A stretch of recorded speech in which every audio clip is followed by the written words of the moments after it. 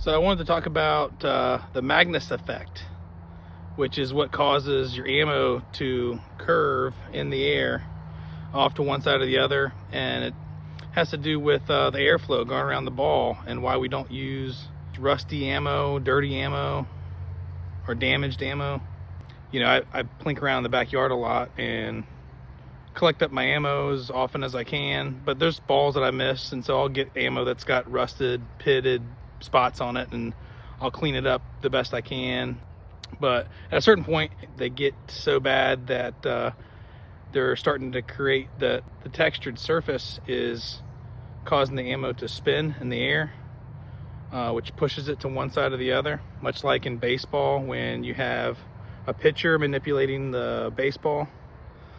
The texture of the seams, depending on where he's gripping that ball and how he's throwing it out of his hand, will cause the ball to curve. So that's where you get the curve ball.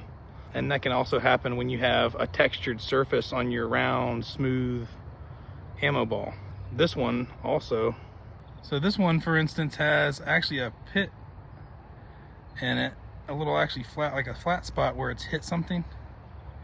And it's also rusted pretty badly. I took some of my worst rusted ammo that I could find, some of the real gnarly pitted looking ones, and I painted them.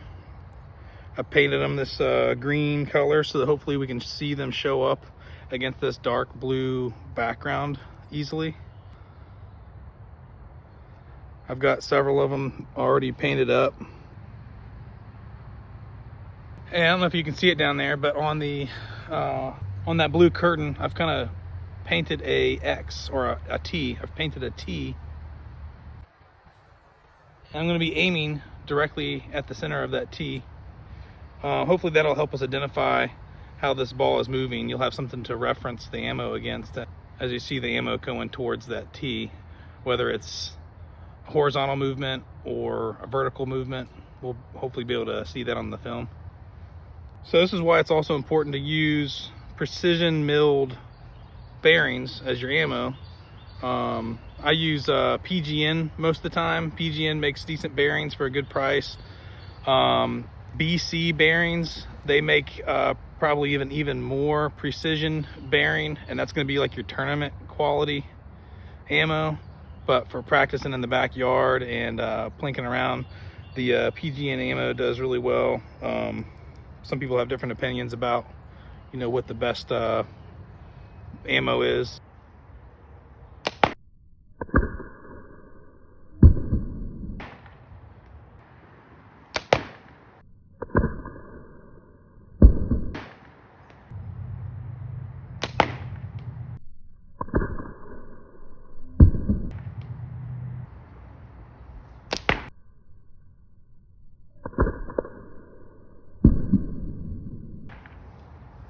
So you can definitely tell it can have an effect on the flight path of the ammo.